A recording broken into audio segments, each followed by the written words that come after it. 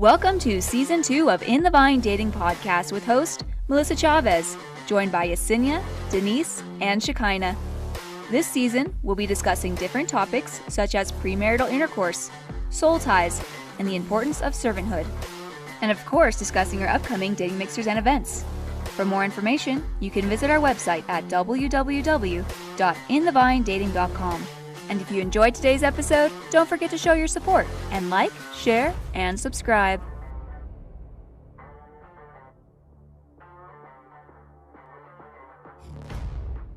Hi, everybody, and welcome to In the Vine Dating Podcast with your host, Melissa Chavez. With me today and every day, I have Yessie, Shekinah, Denise. And we are honored to be here with you all today. It's been a long season. We can't believe it. But Denise was like, can we just take the time to celebrate that we've done 2 successful seasons? And yes. That's pretty awesome. Despite everything, you know, it's been... despite life getting in the way, we've stuck through. And so we're just so grateful for what the Lord has done and continues to do. So, yeah, a little bit more on that in a little bit. But anyway, how was your ladies' week? I'll start with Shekinah. Well, like we said, it's been a long year. I feel like I haven't seen you guys in such a long time. It's been a few hours. Yeah, exactly. No, it's been a week. It's been rough. It's just one of those weeks. But I am genuinely glad to be here. I look forward to this. This is therapy. Yeah, just getting to be with you ladies and just share. No, I agree. This is a fun time. Yessie? I agree. It's therapeutic. Yeah, it's awesome being here. Yeah. How's your week? Oh, like I told you guys, it was a hectic week. Oh, tell the listeners your story. Oh yeah, I was doing makeup for a bride, and my husband calls me, and he's like, "How far away are you?" And I'm like, "I'll be there in less than an hour." And I'm like halfway through her hair, you guys, and she's already, brides get nervous, and she can hear this whole combo because it's in my ear and it's loud. And he says that, "Oh well, Zariah locks me out." Zariah's a baby. Yeah, my daughter, and she's not even 2 years old yet, but she just, locked him out. She keeps laughing. She's at the door. She can see him and hear him because it's just like a mesh door. But yeah, he figured it out, but I was so stressed. I was like, I'll call 911, break a window. I was ready, but I couldn't leave my bride. I was in such a hard position, but I just kept praying, and I'm like, God, you got this. And he can hear. I was on the phone, and he was like, here, you could talk to her. And she's like, Mama, so... She was safe, thank God. And she didn't go anywhere. She literally stood at the door the whole time. It was a game to her. Yes. She's like, you want to play a game? Yes. I'm glad it happened to him, though, and not to me. Because if it happened to me, I would break a window right away. A window would be broken in your house. Yep. I would have tape on it right now. You in that situation would actually be pretty comical. Let's make it happen. You guys get a pay for my new window? Never mind.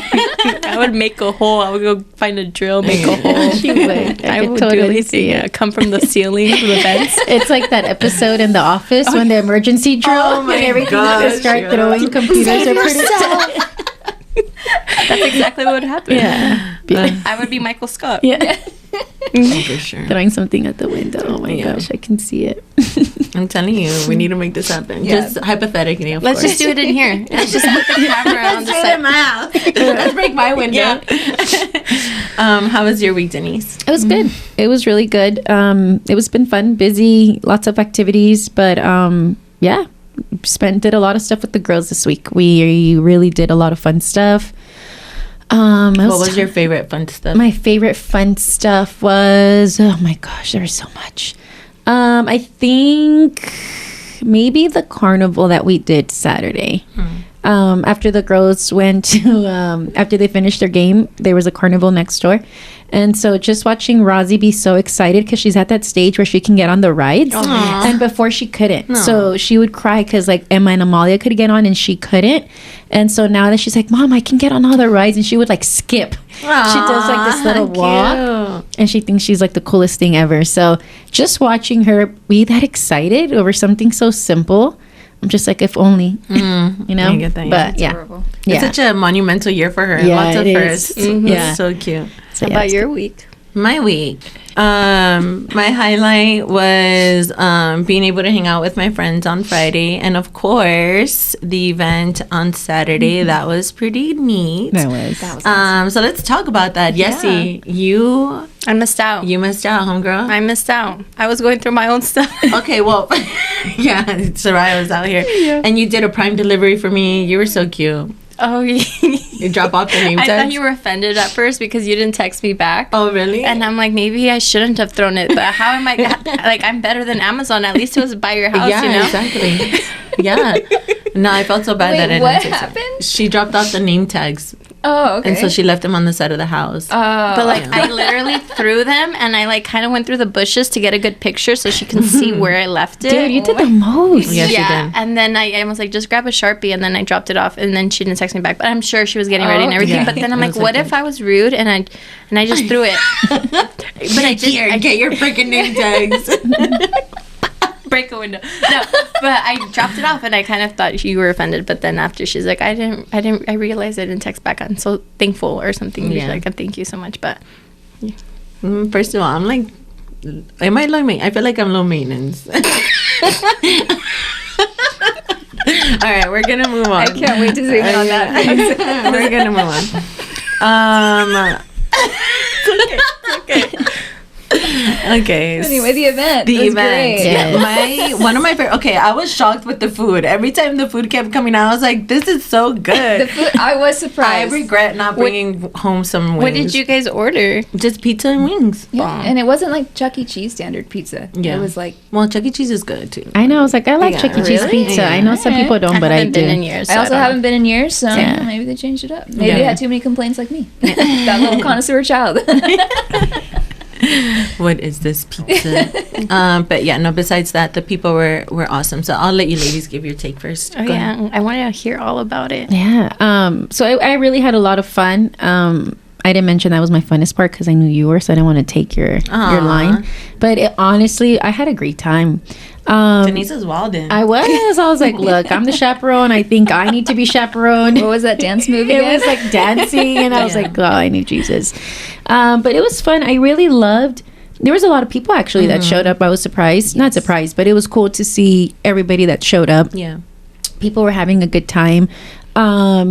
It didn't feel so awkward, Right. and I think that's what I really liked about it, because I know it can be a little bit awkward, but I don't know. I feel like when you come around like a sport, there's like this camaraderie. What's the word? Camaraderie. Yeah, Camaraderie. that just naturally happens. Mm-hmm. You know what I mean? Because we were all cheering each other. We don't even know each other. We're Yeah. cheering for each other, right? That was close. Yeah, It was this far. yeah. It's like okay, Yeah. but so it was like neutral. So it was good. There was a lot of fun stuff happening. Okay. Yeah. No one was too competitive.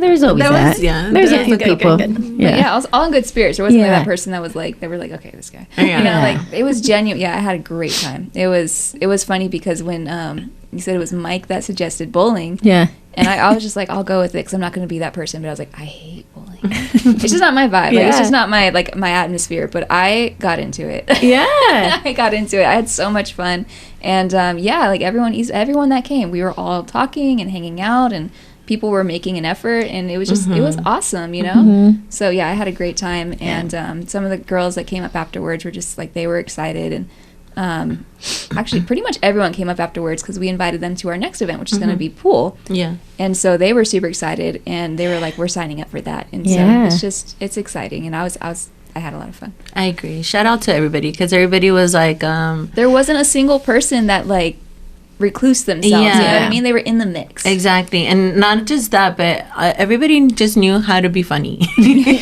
And I just so appreciate that, because, and I don't mean this in a negative way, but it is a lot of pressure, right? Like hosting the event. And so the fact that people just make it so easy, like people were laughing, joking, and not waiting on us to kind of set the vibe. Like everybody themselves was just taking initiative and building relationships, building rapport. And what's cool is that the first event that we did with the coffee, some of the ladies were there, and so they had that little friendship going, so that made it easier. And so yeah, it was awesome. But I think there is one MVP, and we have to draw out the MVP. Yeah. Shout out to Bryce. Yes. So Yessie, Bryce, Tell me about him. He showed. First of all, he was so excited when we told him that we were going to change the event to bowling. He messaged us and he was like, "I'm so down for bowling." Like blah blah blah. Shows up and he's like, "Oh, I have my own ball," because I was like, "Oh, you guys have to go look for your ball or whatever." He's like, "I have my own ball," and I'm like, "Okay, Bryce, okay." And then he takes it out of the bag and it's a SpongeBob bowling ball. Yeah. Yes. And he was doing excellent, and he was, let's just say he was being purposeful in his communication. And he was just, so shout out to Bryce. Yep. You're awesome. You're amazing. We hope to see you at pool. Yeah. My husband said Bryce was a real MVP. Yeah. So he doesn't compliment very Those often. are big words. Yeah, I was going to say that's a big compliment right there. Yeah, what was your take seeing it on social media? Honestly, when I saw him, like, dang, I wish I was there. We missed you. Yeah, I honestly wanted to go. I was telling Andre, I was like, we should go, but didn't happen this time. But I'm excited for pool. Yeah. My husband's really good at that. Oh, yeah. So that would be fun. Hopefully somebody is able to be great competition in a fun way, of course. Right. But yeah, I'm excited. Honestly, when I saw that, I just couldn't help but think this is such an amazing thing that In the Vine is doing. I mean, I know it's your guys' heart, right, to create a safe space for singles, Christian singles that are like-minded, for them to come and hang out, but also be purposeful. So knowing that over here I'm going to, make great connections, I think that's amazing because we don't have that out here in the AV. Yeah. And if we do, we haven't heard about it. Right. Yeah. And I think my favorite thing, one of the things that I've been telling people is like, because for example, for going to the pool, we're going to go to a place called Octane. And Octane is essentially, it's a bar. And so what I like is that we're all going together as Christians, right? Like when 10, 15 people show up together, like we take over that atmosphere, right? And of course, we still have the guidelines where it's like, hey, like if you're going to be a part of our event, no drinking. We ask that you don't drink. We ask that you still respect, like, because we don't know where everybody's at with their walks with the Lord. But at the end of the day, still being respectful and still being the light in the darkness, right? And so I'm excited about that because now that opens up more things that we can do because we're rolling deep, Yeah. And we're not isolating ourselves, which has been part of the problem, right? That the church isolates itself. And so now we're able to go out and show people like, hey, we don't have to drink in order for us to be able to have fun. Like, we don't have to be obnoxious. We don't have to be ratchet, like, in order for us to be able to have fun in this atmosphere, I'm not looking on to my right. She's like, never got the memo. Right. It was so funny because afterwards I heard of this event where they were doing like a banda and reggaeton. Is that why you were texting me? Yeah. And so I told some of the girls, I was like, I did hear of this event, like blah, blah, blah. And then they're like, we're down. And then I thought about it and I was like, Your name tag should be like, don't take my after party suggestion. Sabrina was like, she was like, shame on you for not following through. And so it was just really funny. And it was, what made it more funny is, of course, I went to Denise and I was like, hey, Denise, like, what do you think? What did I say? Before, she's a no. I was like, kiss. Yeah, she's a no, whatever. While she was dancing. Yeah, that's I was like, I gotta get her at a good time. Nope. But And I was said, over here encouraging it. I was like, why not? It's just dancing. yeah, And that's why I was there. Yeah. You were there for such a time. It only you're only one decision away. One decision away. One. Let's sit on that one first. All right. When you follow the vibes. Yeah. Follow the flesh instead of the For spirit. real. Pastor's daughter. I'm a little ashamed. I know. Let me You're under explain. the Like, just bus. like you said, we go in a big group. Yeah. I was like, so in my head, I was like, we're going as a big group. If it was just us two, I'd been like, no. Oh, yeah. But if you're going as a big group, I probably would be yeah, but I think it goes back to, if eating meat offends your brother, like, don't eat meat. So just because we're not, and I'm not saying that we're super religious, right? But what I'm saying is, we don't know where everybody's walk is just yet because we're in that stage of building and learning from one another.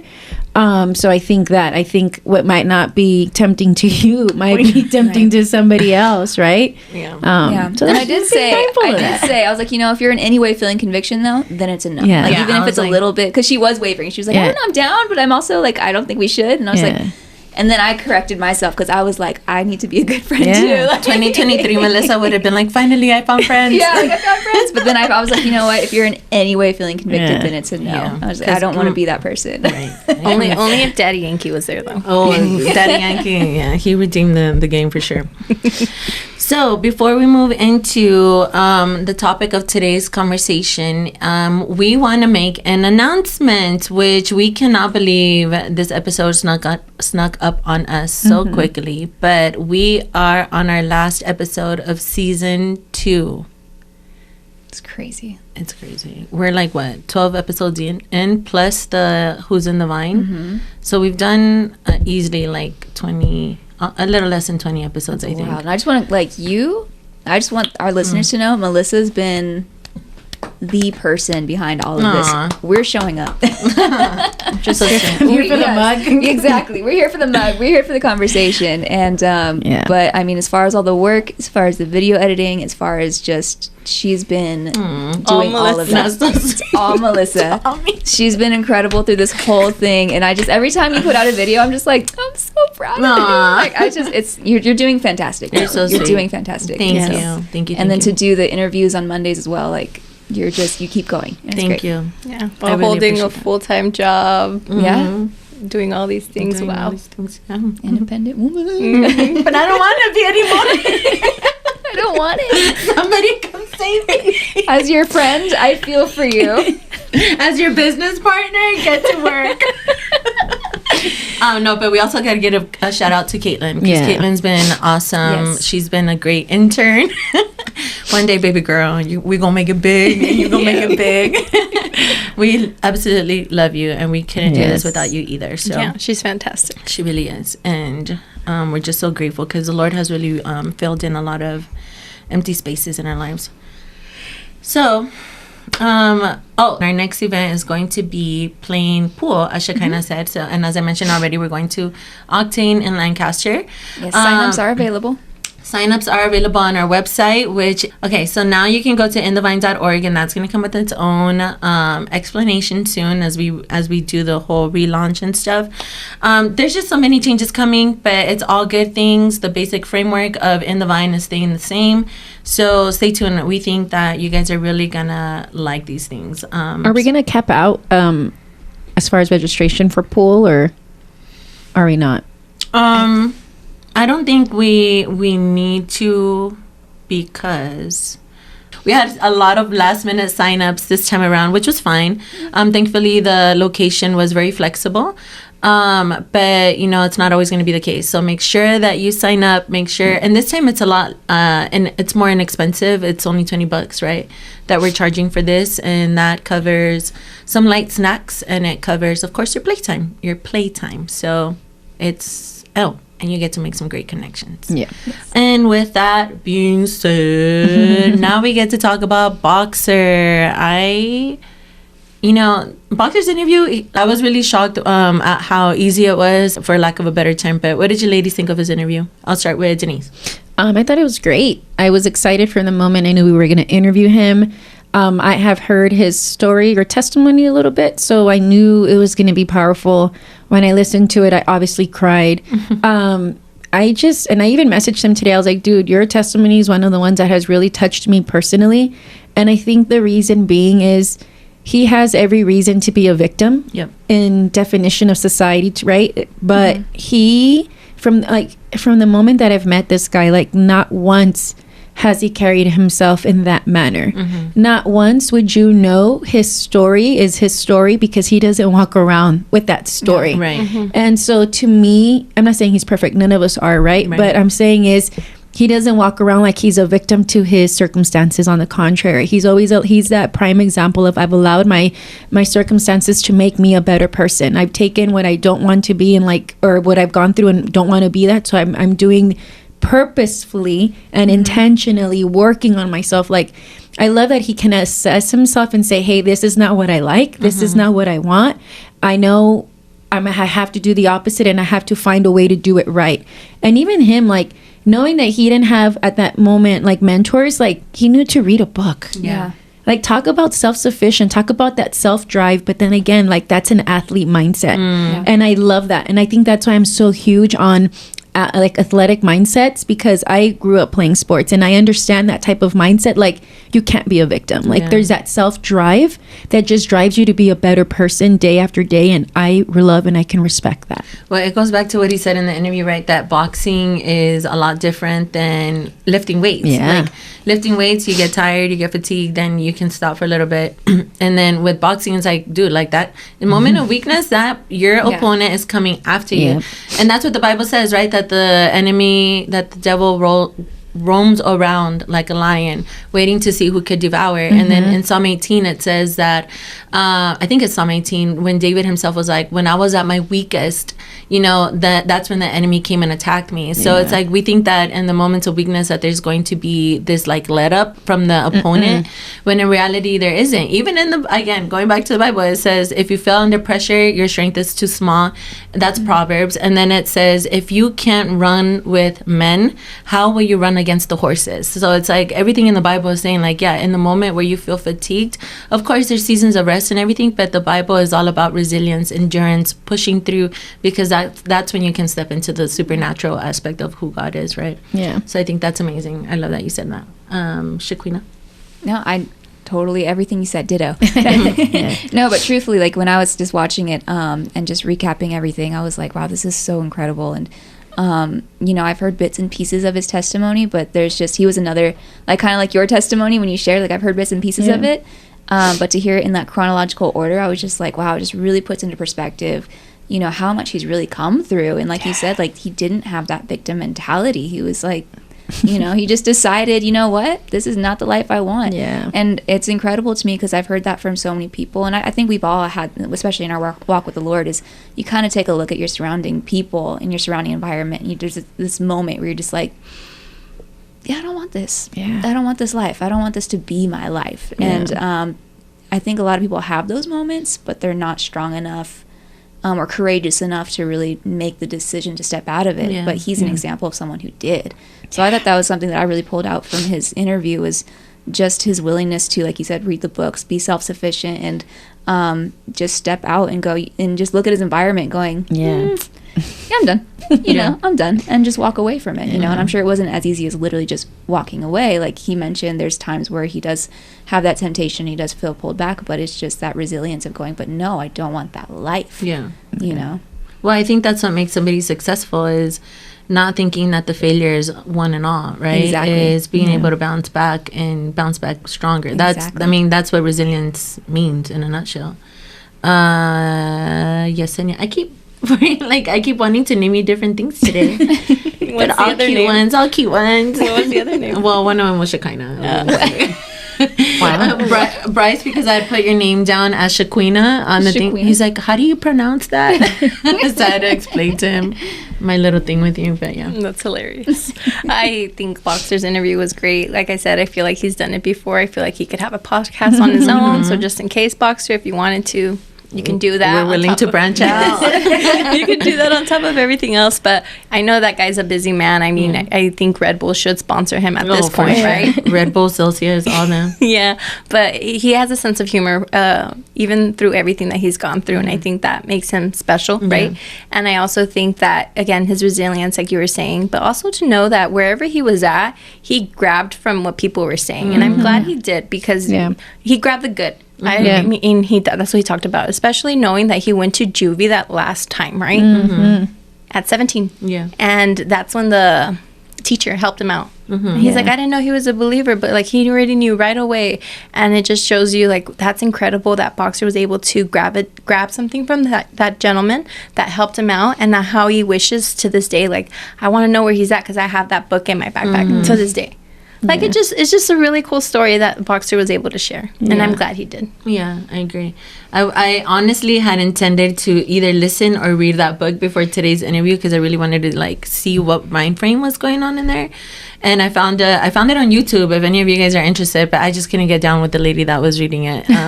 She just was way too casual about it, and I was like, no. But it may be your cup of tea, so definitely look it up or buy it. It's like $7 on Prime Amazon. But anyway, so yeah, I agree with you ladies. It was definitely super cool to be able to highlight his testimony in that way. And I agree, like, he's never carried himself in defeated character. He's always wanted to better himself and all that good jazz. So good job, Steven. Okay, so Steven's such a guy, so he was straightforward, right? So it was a little bit challenging for me to be able to draw any questions, but because he did the job already. Yeah. he really did. So however, there's a few things that I do want to talk about. I broke it down into 3 different topics, and the first one is one of the things that he said, right, was that he was growing up, he thought that the people that he was around, that was the only way the world was, like them. And so, do you ladies have any thoughts of that, any examples of that, even in your own life and other people's lives, like the impact of having that kind of skewed worldview? Okay, so I can definitely answer that. I think growing up in the family or the culture that I did, it only allowed me to think one way, right? Like I didn't know any other perspective because there was no other perspective presented.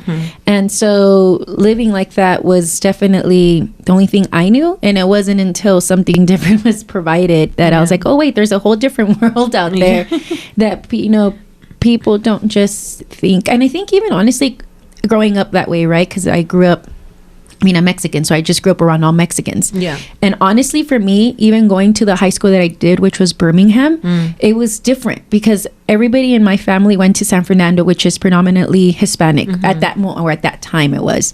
But then coming into Birmingham, it was definitely more like multiracial.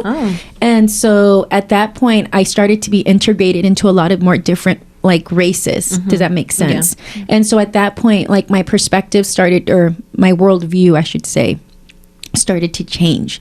And then obviously when I started to hear people presenting the gospel and stuff like that, obviously I knew that there was more out there than what met the eye, than what I knew or how I grew up. But yeah, I think even growing up Catholic, like what Yessie was saying, you think everybody's Catholic, and you realize, wait, there's more to the world than that. Yeah, like on Fridays when they would eat meat and I was told not to eat meat that day at school. I'm like, what are you doing? I'm not Catholic. Okay. Yeah. You're like, you're not? Yeah, I would judge them so bad. I'm like, oh my gosh. But now I get it. Or when you would go to your friend's house and you're like, what the heck? What's going on in this household? Even people of your same race, it's just they're not as, I guess, Mexican. Yeah, that's my family was. I don't know. Well, even me, when I was in high school, I started dating a black guy, and he was half black and half Dominican, Puerto Rican. That was like a big culture shock. But yeah, so even then I was just like, oh my gosh, not everybody's Mexican. I know it sounds dumb now, but I mean, that's just the mind frame that you're at. Yeah, especially as children, like it's just easier to influence. And it's just crazy that Boxer, even at 7 years old when he lost his mom, which again, so sad, but he was around those friends, and how he actually like grabbed that orphan name. And he's like, I'm bad, like I'm the baddest that it can get. It's just so sad because that's what he thought was like normal, like around that area, that environment. But it's just so sad. It's so crazy when and I think that's the importance of, and this is kind of tricky, right? Because it's really important to expose yourself to like different worldviews and stuff, but it's also like it's really important to get yourself rooted, because as a Christian especially, it's like, you can say you're a Christian and it's really easy to have that morality when you're around other Christians, but when it begins to matter is when you're in the workplace, when you're out in the world, when we're at Octane, right, and we're playing pool and they're playing like this crazy music, like or people are drinking and they're being obnoxious. It's like, that's where your values come into play. That's where your worldview comes into play, right? And so just because, you're exposing yourself to other worldviews, it doesn't necessarily mean that you should be influenced by them. Yeah. But in learning how the quote-unquote opponent works, then you learn how to, in a sense, play chess, right? So that you can checkmate. But it's so important to just learn how the world works, because if you don't know how the world works, then you become passive or you become easily manipulated. Does Am I making sense? Yeah, that's what he even mentioned, that one of the guys at work, he would kind of be turned off when he would talk about Jesus. Oh, yeah. And how he said even sometimes I would feel inclined to not talk about Jesus, to not offend him, but I just did it anyways. And he's like, and I'm so glad I did. And it's true. Like, I mean, when In the Vine is out there and it's showing people, hey, we can have a fun time while loving Jesus and still trying to make clean connections, I think that's going to be very powerful too. It's going to be what somebody needs. Yeah, I like that too from his interview where he made that. He was just like, I'm just me. I read my Bible because I want to read my Bible, not because I'm trying to shove it down people's throats. Not because I'm trying to show off and be like this, super holy thou kind of person. Right. He just lived his life, and he was genuinely him as a Christian man. Yeah. And like that part I related to because I've worked in a lot of different like secular environments, and I worked in a place where it was all men, none of them were Christian, and I got teased for it all the time. But it didn't stop me from just being genuinely me. I didn't walk in with this like, hello, brethren, like I wasn't being inauthentic. And by the time I was leaving, I worked there for a little over a year. I actually had a guy pull me aside and go, hey, can you pray for me before you go? And like, he was embarrassed, but he did. And I started making connections, and it just, there was an appreciation for just my genuinity. Like, you were unapologetically Christian without like shoving it down our throats, if that makes sense, And so that part I definitely related with Stephen of just like, you can still be a Christian in your work environment without, making people feel uncomfortable, as long as you're genuine about it. I agree. Okay, so the next one, this one was honestly really simple, but it really caught me because we talked about that man that, that teacher in the prison or in juvie that gave him that book, and he was ready with that answer, right? Which reminds me of that scripture in Peter where it's like, be ready to defend the faith, like be ready to give a good answer. And so I think that was amazing. And so then that's where Stephen was like, he's like, I'm very career oriented or driven. He's like, but that made me realize that it's not just what you do, is what you do with it, right? Like, for example, you can be a bus driver, right? But it's not just the career of bus driving, it's how are you impacting people in that place? Understanding that God has placed you where he's placed you with the purpose and with the call. And so I love that he said that. And so I think that was very powerful. Like, do you ladies have any comments on that? It just reminds me of the John Bevere story, right? I forgot what book it's on. Maybe I think it's Driven by Eternity, where he talks about if you're in your calling, like you're going to be super purposeful, and that's where God wants you to be. Like it doesn't matter. Kind of goes back to what Boxer said. It doesn't matter what you're doing as long as you're doing what God's where God's placed you to be, because that's where you're going to touch the lives that you need to touch. Whether it be a librarian, a custodian, like. If you're meant to be in that job, you're fulfilling the calling and the assignment that the Lord has for you. Yeah. And so when you guys were just discussing that, it just reminded me of that. It's like what you're doing with the tool that you have in your hand. Yeah, that's really good. I'm glad that the teacher thought of him in a positive way, because he could have easily been like, man, this guy's like, he's been in here how many times? 4 times? He's like, there's no hope. But he had hope, and he actually like just right away went to the book that he needed, and I'm glad that he did that, because that means that he had hope in Boxer, and he had hope for all the kids, I'm sure, that were in there. For him to be in a place like that, you get me? So I think but I can't speak for the teacher, but I think the reason the teacher reciprocated was because Boxer reached out, because he knew at that moment that he had a willing heart and that his heart was open. And I think that even as like mentors and leaders, it's hard to talk to somebody who's not ready to hear it.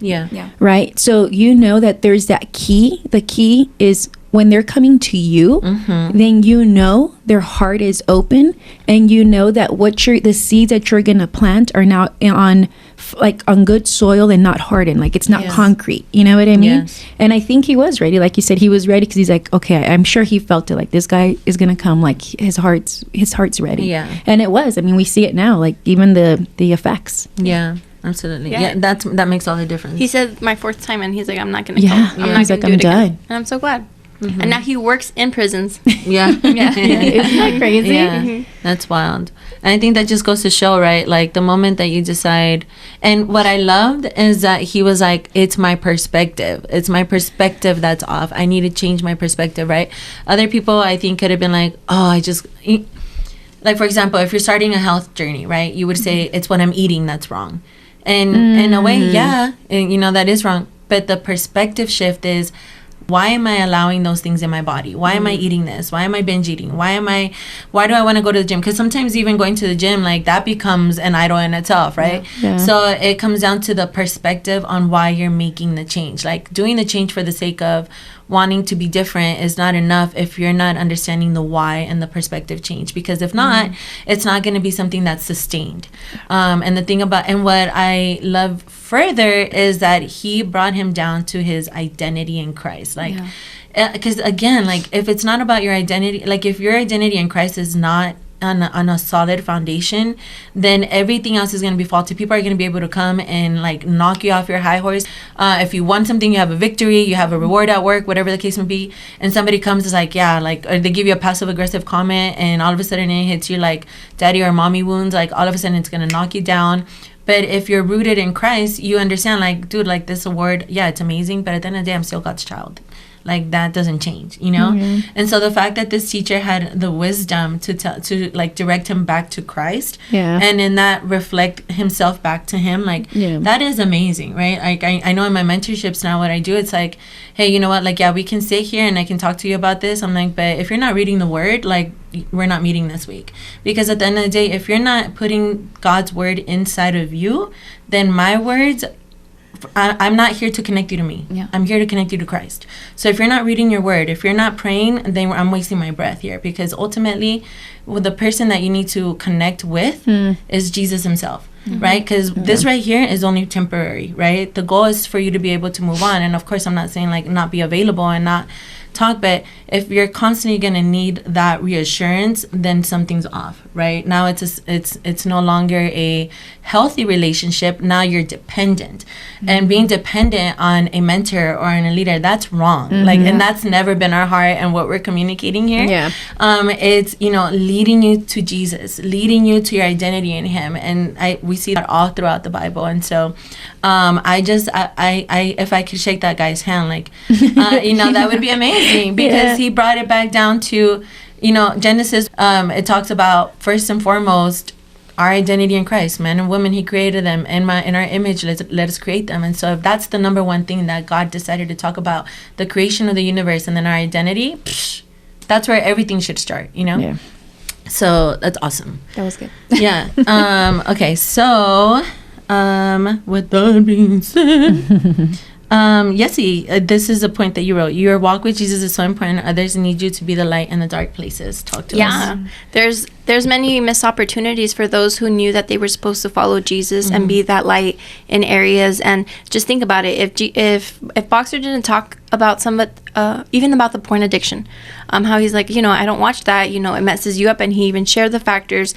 Somebody actually took that to heart and was like, he could do it, I could do it too. And he even celebrated with Boxer, and Boxer was like, wow, you know, that could have been 63 days. My God, like, that's amazing. I hope it's more now. But But it goes to show it could have been a missed opportunity if he didn't have his walk with Jesus, if he didn't walk this path, and if he was there and he did what everybody else did, would that guy be able to find the freedom, you know, that he saw Boxer in? So I think it's really important. I think as believers, even in your singleness, like, just know that your walk with Jesus is important right now. It's super important, because you can be impacting people in your workplace, in your home, your parents, if you still live with your parents, anywhere you're at, your roommates and your schooling. Just know that you're impacting them, and your walk is so important. So you have to keep persevering and keep following Jesus above whatever everything else is going around you. And I really agree wholeheartedly on that. But also just knowing that it's going to not only affect you, but also your generations, and not just those around you, but again, your children, your children's children. So just know it goes way further than what you think. You might think, I'm just reading the word today and just being a nice person, but that goes a very long way. And I really like that you brought that up, because that brings back to your point of why it's so important to know your why. Because if that guy would have asked him, you know, why aren't you watching porn? Like, that's weird. And he didn't establish that why within himself, and he would, which my mentor told me to. Do you think that guy would have listened? It wasn't an educated answer. It wasn't a real answer. He had his why established. There was a conviction. Exactly. Yes. He had his why established, and not only for himself, but now he was able to communicate that why in an educated, you know, narrative for this person who is listening, because if you're going back to everything being, well, because my mentor said, and you're not establishing that why, like that's not going to work out for you long term. Yeah. And it's certainly not going to work out for the people who are asking why. You know, positive things might be happening as a result of you following good advice. But if you don't establish that why, when people do come to you and go, hey, what are you doing differently? I'm just blindly listening to my mentor. You know what I mean? And long term, that just doesn't work out for you, and it's just not going to be healthy for those who are watching or listening to your advice. Yeah, honestly, Shekinah, that is such a great point, because I know that that's one of the mistakes that I did, where it was like, you know, I never took that, because to me it's just like, I'm really good at like following instruction, right? And so then finally I came to that realization where I was like, well, wait, like why am I doing this? Why is this important? Because I remember I was having a conversation and it wasn't convincing. They were just like, okay, but why? And I was like, oh man, like, it's true, because that's where the cults get started. That's where people get weird in their religion, right? Because they never, and it brings me back to the worldview that I was just talking about just minutes ago, where it's like, if you don't understand why you have your worldview, anybody can start coming and instructing you otherwise.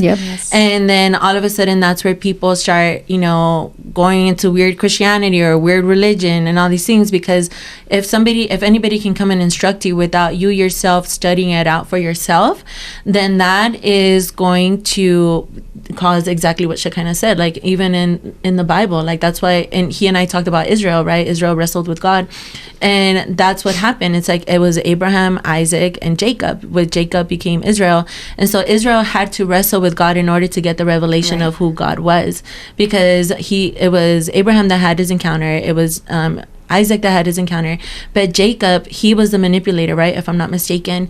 And so he would hear the instruction of his mom, like, oh, do this, oh, do that, oh, do this, and that's what got him out of his father's good graces. That's why he had to run away. That's why he had to be, like, he was a deceiver. He had to work, he had to do all these things, because he had not gotten the revelation for himself. He was just following his mother's instruction. And so that, like, to a certain point, that's okay, but there has to come a point where you yourself face the Lord and you're like, okay, God, like, why am I here? Right. Why have you called me? What am I doing? And then that coupled with good instruction and good wisdom and all, that's where like there's this synergy that comes about, and there's an explosion, and now you're walking in your calling, and you know what I mean? So I think that's so crucial. Right. And that's not to say that if you feel a conviction from the Lord to do or not do something and you don't have that why established, but you know it's from God, that's the only thing that you can ever say because this person told me is God. You know, like, because sometimes that happens, and sometimes the Lord is testing you. Like, I'm not going to tell you why. I'm just asking you to trust me. And so in those cases where the Lord is testing your faith, go for it, because it's God who's telling you, it's God who's instructing you. But yeah, I just don't want people to feel like, oh, well, I feel a conviction, but if I don't have my why, I'm not going to do it. You know what I mean? Like, it's just an excuse. But and I'm sure our listeners know that, but I just feel like a little disclaimer might be. Well, the why is obedience to Christ, right? Exactly. The why at the end of the day should always be rooted in, I'm just being obedient to Christ. Yeah.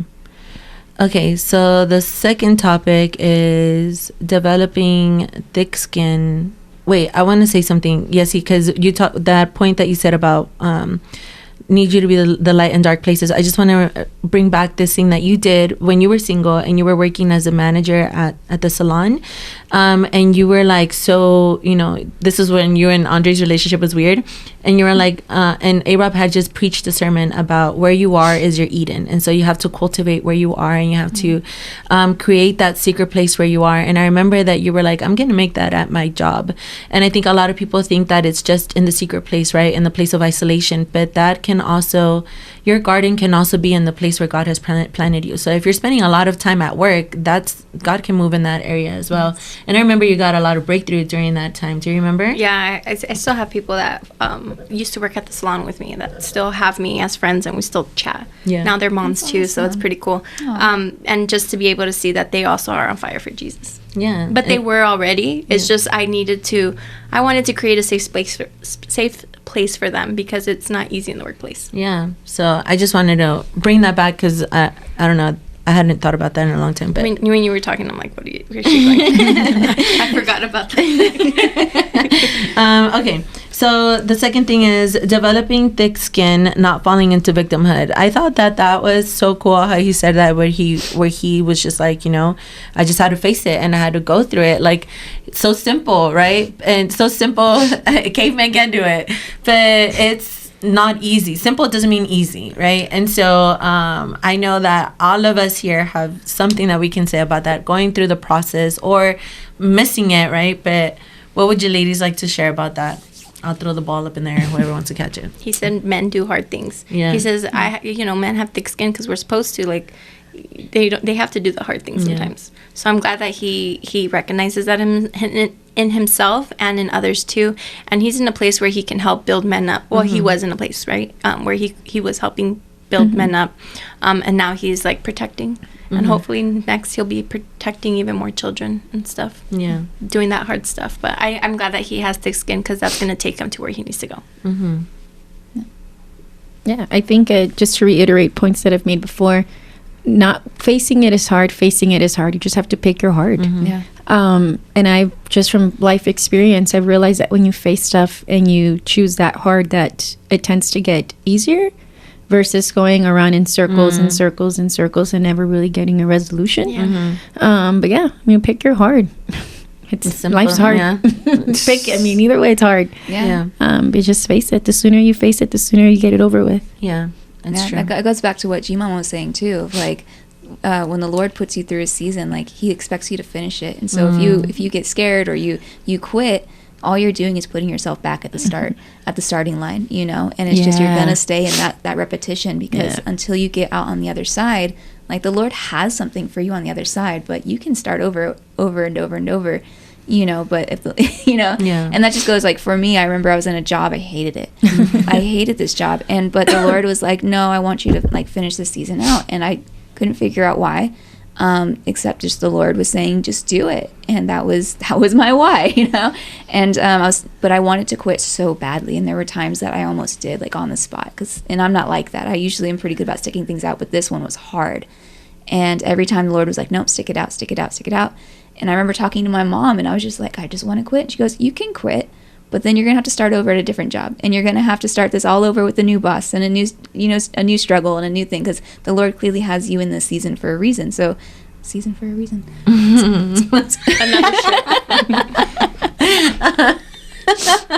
That was cute. But it just goes back to, choose your hard. And if you're in a tough season, but you know that the Lord is asking you to finish it, to complete it, to, stick it out. Believe me, just get it over with. Otherwise, you're just going to start back over. Don't we know it? Okay. Now we have rap sessions going on. Oh, That's all I have for you. I got boots and cats. Yeah. Okay, the third topic.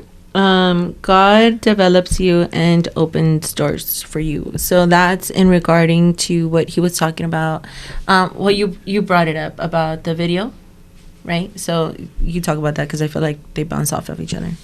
Just saying about how the video that the pastor at his old church was about human trafficking, and that he was very moved by one scene, and he said that this scene totally transformed his eyes because he didn't know that this was something that was going around. And so he said as soon as he saw that part, he has like a passion. He's like, I bawled, I cried. He's like, I knew like I had to protect and help other children. He had to help the helpless.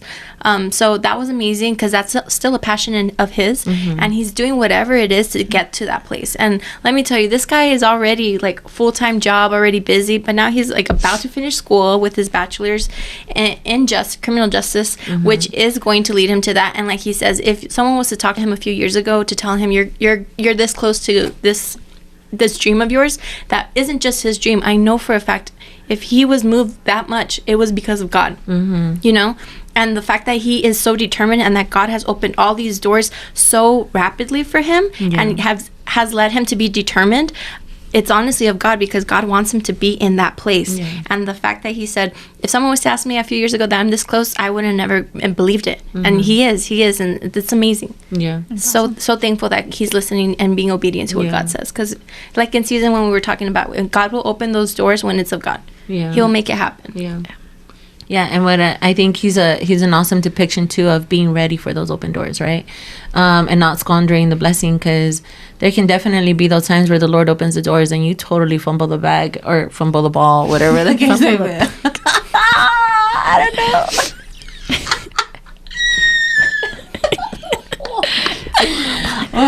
know. Whatever. I feel like I've heard it both ways.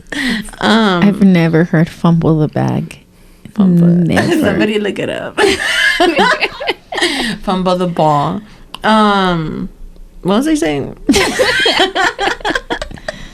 Not sure. Oh yeah, when the Lord opens doors and you're not ready for it, like that's the worst thing, right? And so make sure. Yeah, you said he was ready. Yeah, and so Stephen does take the time to prepare himself and all that. Anything else? We're just waiting for Yessie. I know. Fumble the ball is the meaning. Yeah, fumble the ball. That's in football. Yeah. When you fumble it. Okay, wait. Secure the bag. Was that what? Yeah, secure the bag. Secure is the the bag. thing. Okay. Step.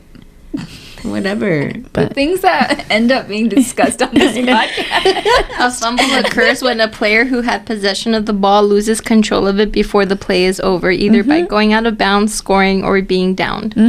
Why are you going Google? We have Denise right here. Yeah. I know fumble the ball. I watch my sports. She just never heard it in that context. Yeah. No, she said fumble the bag. Fumble the bag is not a saying. I get it. But no, Yessie doesn't get it. I'm like, Yessie, we get fumble the ball. I'm talking about fumble the bag. I get it. Relax. Sorry. I don't Anyway. want to spit in my mic. All right. You know who didn't fumble the bag? The people who did that $30 million heist in LA. Dude, in What? Somar, right? Mm-hmm. I heard about it. My husband was talking about Garda? it. Yeah. No way. Yeah, they went through the roof. They got in there. They stole $30 million. Yeah, they're out there. Hey, y'all Maybe looking they're for wrong. Yeah, y'all they looking were for an admin? 'Cause I know how to spend money. Trust me. But they didn't fumble the ball. Nope. The bag Or the the bag. They secured the bag How and do the you ball. walk out with 30 million? Like, how do you carry that? Did you see the side?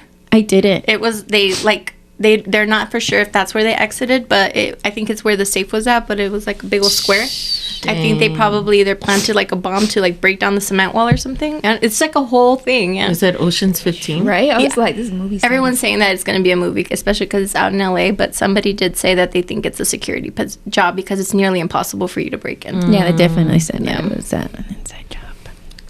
Just imagine that person that didn't show up to work just because they called out, just because they wanted to. No, Suspect number one. they're suspect number one, and they were just my eating hot gosh. Cheetos on the couch. That's so funny. Okay, any last words before we end this? I think we ended it perfectly. Oh, yeah. Did we? Did I fumble that? Thank you guys. I was just protecting all my sports people out there. Yeah. We'll have a conversation with her after it. Yes. Hey, you know Please, what? Denise. I'm teachable. I'm always willing to learn. So Hashtag fumble the bag. Hashtag fumble the ball. secure the ball, fumble the bag. All right.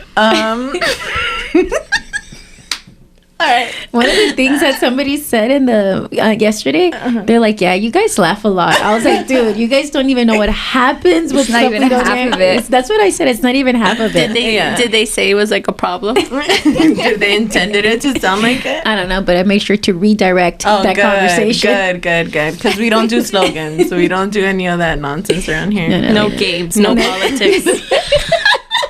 What was it? No games, no politics. Good.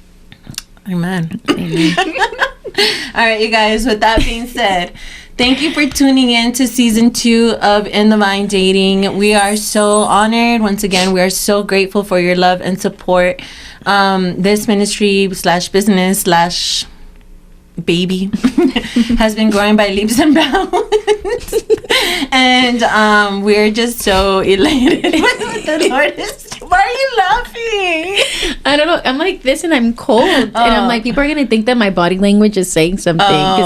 But I'm just cold because there's a fan on, guys. Yeah. Sorry. Anyway. Disclaimer. You fumbled the bag. Thank you guys for tuning in. Come back for season 3. Please come back. Please come back. Even if we laugh a lot. Please come back. It's gonna be a good one. Stay tuned for what those topics be. Stay tuned for the new interviews. Stay tuned for the new breakthrough. It's gonna be great. So we're praying for you. Make sure that you take the time to catch up on old episodes. Make sure you connect with us on Instagram and sign up for the event. And we're just here for you. Thank you for tuning in. Peace out. Peace out. I wish somebody was here to turn off the lights. Oh, pray for your single friends because it's hard out here. Do the female peace podcasting. Don't you have a remote? Oh, but not the other ones. Yeah. All right, we're done.